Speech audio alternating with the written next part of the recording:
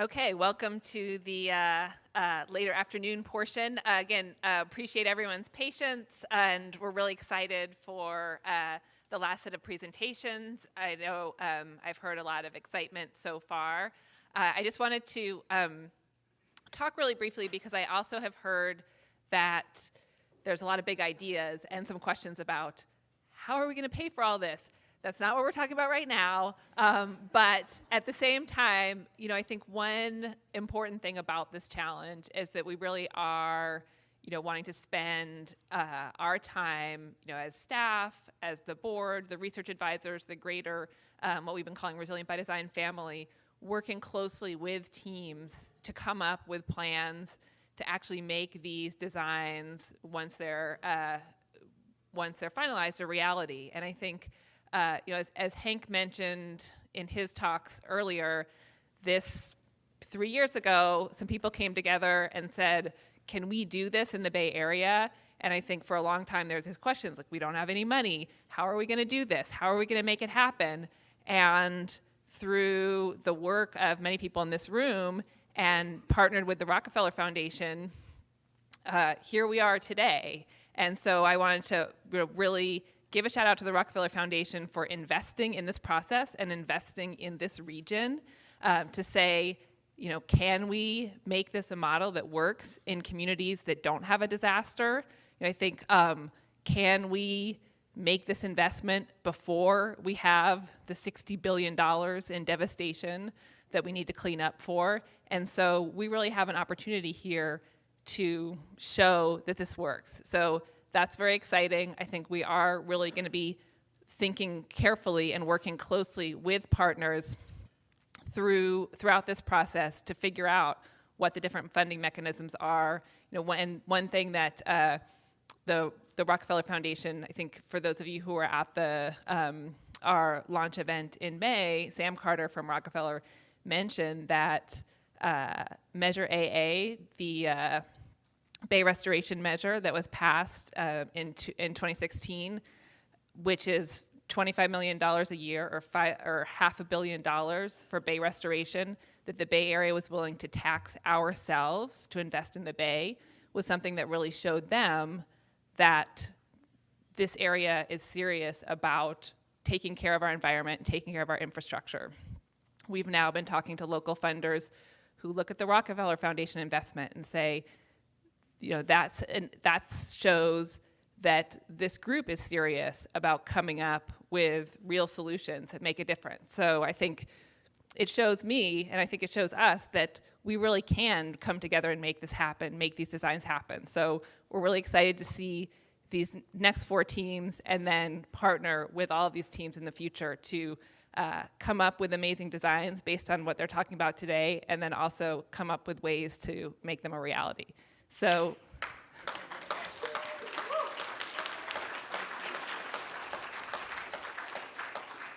with that, I'll turn it over to the Hassell Plus team.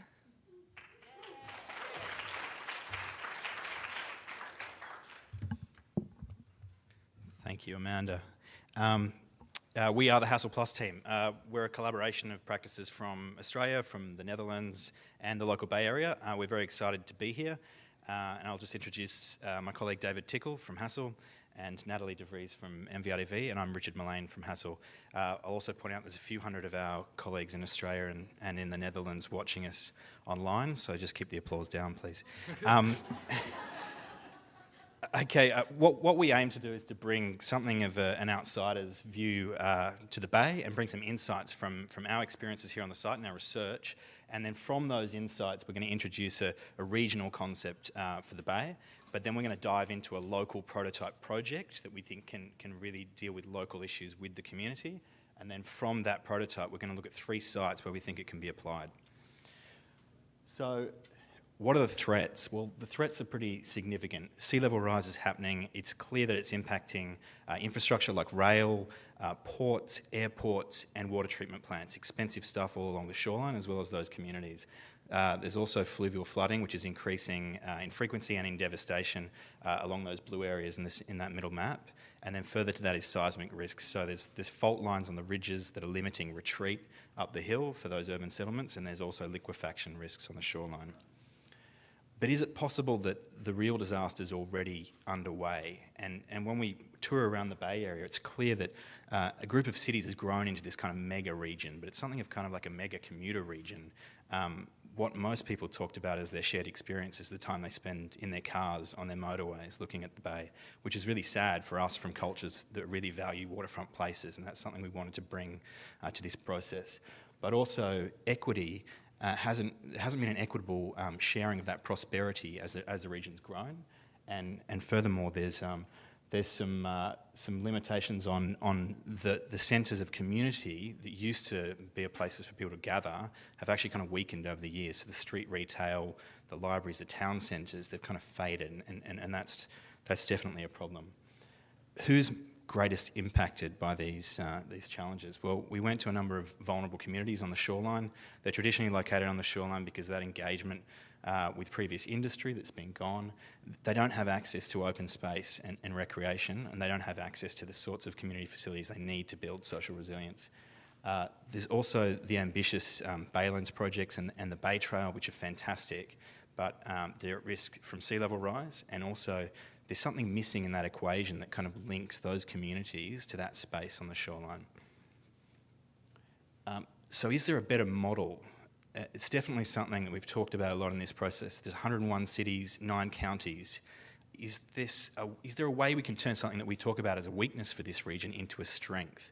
Can we use that kind of granular infrastructure of schools and libraries? Can we build on the number of communities, making a network perhaps, rather than complaining about how hard it is to organise everybody through one regional governance model? So we look across the timeline of the Bay, and there's certainly been a fair few disasters in the past. And what's been the biggest asset within those disasters? Have our needs really changed that much since 1906? And just last month, we were really interested to see how communities use spaces and systems every day, but also in disaster. And those systems are sometimes large, but they're sometimes small. They're sometimes movement systems and sometimes information systems, or just sustenance systems. And so when we start developing a concept for the Bay as a region, we start by looking at the existing pattern of development. And the Bay Trail, the Ridge Trail, the transit, freeways and priority development zones are all in loops, and they're vulnerable like a circuit to being broken, as we've heard over and over again. So what we'd like to do is to form points of collection on the waterfront for people to come together, up in the towns and at transit nodes, and up at the ridgeline. And through these points of collection, collect water, collect people, and make them points for disaster response. So we want to join them then with corridors, connectors, as we call them, giving people access to the Bay, engaging them in the conversation about how we respond to these resilience challenges, and then connecting them across to each other. So transitioning from what we call a loop into a network.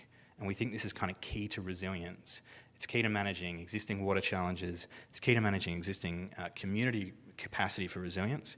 But most of all, it's building a system that is less vulnerable than the current system, which we've seen so often can fail.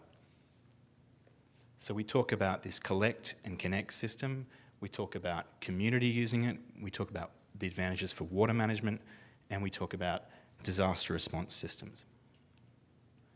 So we're looking at 2 scales here. We're looking at a regional platform that can create that network, but we're also looking at this prototype project. And if we dive into the existing condition, these are the types of sites that we're talking about. So we're talking about communities of concern that are on the shoreline, but they're sharing it with infrastructure and industry, and they're very tightly packed in. They're suffering from fluvial flooding along creek lines, but that's often made worse by restoration projects that are bringing rising tides closer to those communities. And they're also often just downhill from transit nodes and from town centres that were at one time, real centres of community and just need a little bit of help to kind of get back to those valuable systems that they could be. So what we're interested in creating is space. So making room for water, making room for communities, and making room for disaster response. So we're talking about making a series of spaces up the hill in the town and down on the water's edge, connecting them to creek corridors so that they carry water capacity, retention, treatment and reuse, but also connecting them to town centres and to a key street and reviving those places, regenerating them to build that community resilience.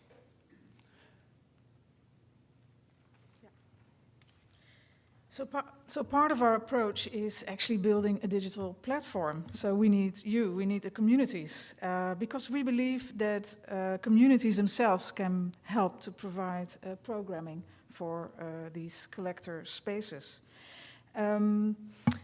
Yes, this is just an example. So we believe actually that the intelligence of the community can produce the programs that we want to gather in our connectors and our collector spaces. There's much talked about already about communities, but I think we think that the intelligence of the communities can be used to create a quality of living. And if we connect this also to all the measurements we are taking to solve issues regarding the possible disasters and sea level rising, we will get a kind of win-win situation. Now you see here in this overview that we think about these elements in different ways. So it's the communities who can provide programs both uphill and downhill in the collectors, but we can also they can also come up with facilities that could even be shared in the whole Bay region, which is the first column. And it's about the communities, but it's also about infrastructure. It's about disaster solution. It's about education. So different levels of connection. And with our platform, we will collect these ideas and programs, and then we can turn the collector areas really also into urban labs. And so the community or communities we're looking for can be sort of the first ones and provide examples and set the tone in the development. So we've been talking about making these connectors, and we always have an uphill and waterside version.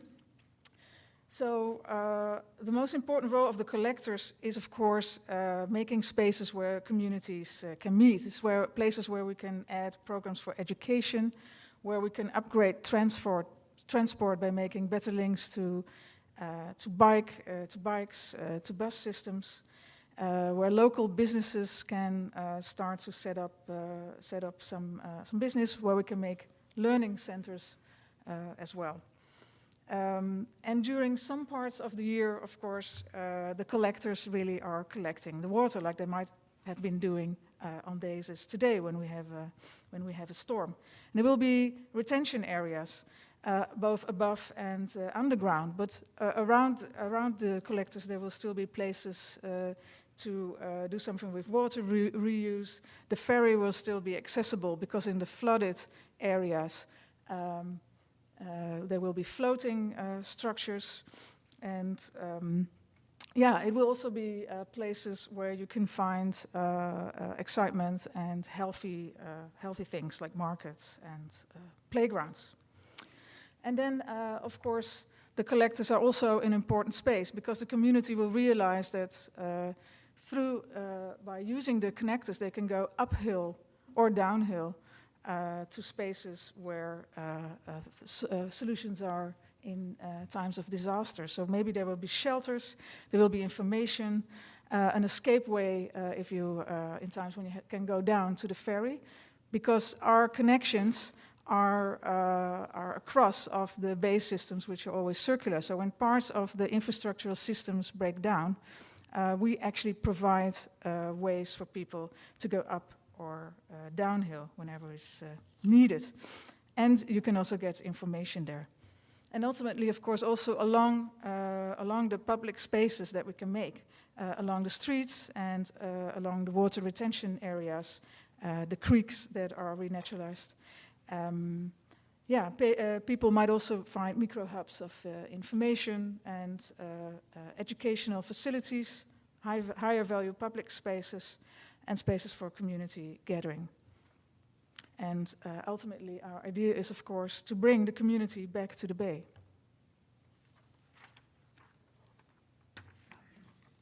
So I'm going to talk through our three opportunity projects.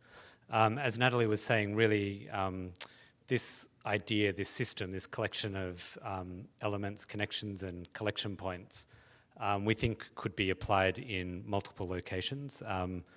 Around 50 or so we've identified, and of course we've focused on three in particular.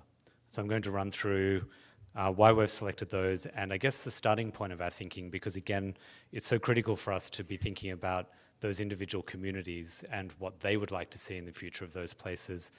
We're just really making a few suggestions at this point that we would need to work through with those communities. So the three opportunity places that we've looked at are South San Francisco, Redwood City, and East Oakland. And what these three places have in common, I guess, are some of the challenges that we think are particularly important or urgent. And they are around flooding risk of the foreshore, communities of concern, and often those two things overlap. Infrastructure, such as motorways and rail, that block access to the bay, and in turn block the opportunity to open up the bay edge for public use. Uphill transit opportunities, as well as uphill town centres and main streets, which effectively have been through a period of decline. So firstly, looking at South San Francisco, self-proclaimed as the Bay's industrial city. The main street of Grand Avenue runs east-west through this place, westwards into the hillsides, which were once spotted with cemeteries, eastwards to the industrial waterfront, a place which has been undergoing quite interesting change, particularly more recently. So this area has major flood issues. It has a downtown and an identifiable main street, which has gone through some decline over decades, but is undergoing a revitalization program currently. But one of the key issues here is that connection to the waterfront from the main street, particularly with the impact of a few pieces of infrastructure coinciding, rail and motorway in particular. So within our thinking, we see a future, I guess, where that main street and other street connections are revitalized and reconnected to the waterfront. We've expanded space along creek lines, and that's for ecological as well as social program. And thinking about what that program could be, I guess we're thinking about the industrial spaces, how they could be retrofitted or augmented with community program, with more ecological ideas for water treatment and water collection. A resilience learning centre, a focus around education spaces, whether that's formal schools or informal learning spaces. And then thinking about the future of Grand Avenue, the potential for local enterprise, local artists to start filling empty shop fronts, to start occupying blank facades, to embed digital as well as ecological infrastructure within the streetscape itself, and potentially to bring transit back to that important local connector for that community. And then looking at Coleman Creek, where it hits the foreshore, creating a large open space which can be flooded regularly if that's what happens, but then also creating new pedestrian and cycle connectivity, new spaces for learning, whether it's a magnet school or informal outdoor classrooms really based on the ecology and the water functioning of that place. So secondly, Redwood City, claimed to be the oldest city on the peninsula, established, as you can tell by the name, for the forest industry, at that point between the waterfront and all the trees on the hillside. So critical point in that kind of transfer of the resources onto the water. So again, a place that's highly vulnerable in terms of flooding, a revitalizing downtown area which is disconnected from waterfront because of infrastructure and industry as well. So we would look to build on historic streets, in particular Broadway, which links to the bay itself, being able to unlock greater public space at the bay edge, but also linking into the hillsides, I guess to deliver people to that natural amenity, but also as disaster response.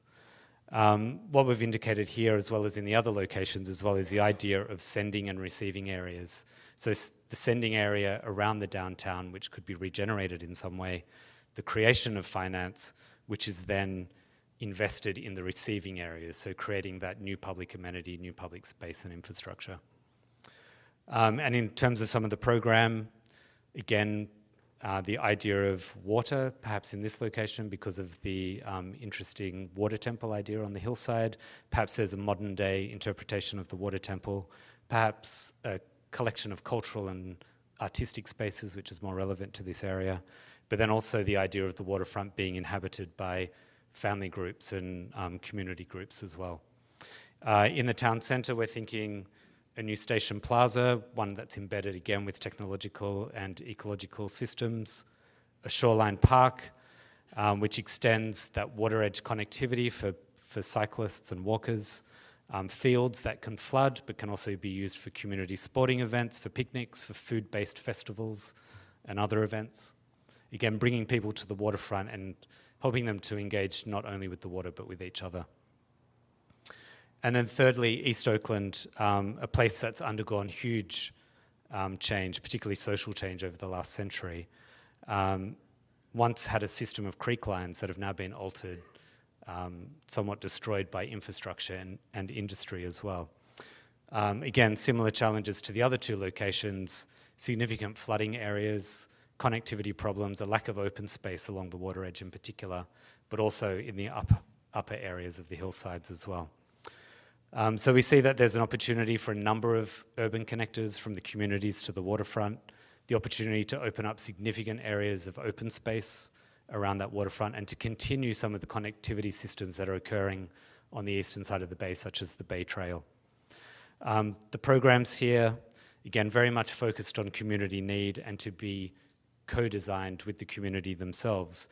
We think there's some great opportunities here around food, production, as well as distribution. Possibly harking back to the cultural history of that place as the fruit orchards and fields of this area. So spaces along the waterfront where community engagement and greater connectivity for cycling, walking, potentially a new ferry connection linking to the rest of the bay, but then along creek lines as well. Again, some of those food-based, community-based activities and events which could occur. And so we thought we would, wrap up by talking about, again, this idea that these places can start small. They can be informal, community-led, community-focused. We're really interested in this idea of creating proactive and very optimistic engagement with people to start with temporary, small scale, and then to build to the larger regional scale, and to really think about many of these projects as experimental, innovative, new models of not only creating things, but working with people and different organizations. And looking not only to communities and to government, but to looking at a whole range of other stakeholders and participants in the process, particularly thinking about where funding sources may be through FEMA, through Caltrains, through water infrastructure and disaster relief funding, which could be unlocked and redirected towards, more of a community outcome as well. So ultimately building that idea of this network of communities that are brought together by this idea of connecting and collecting people. Thank you.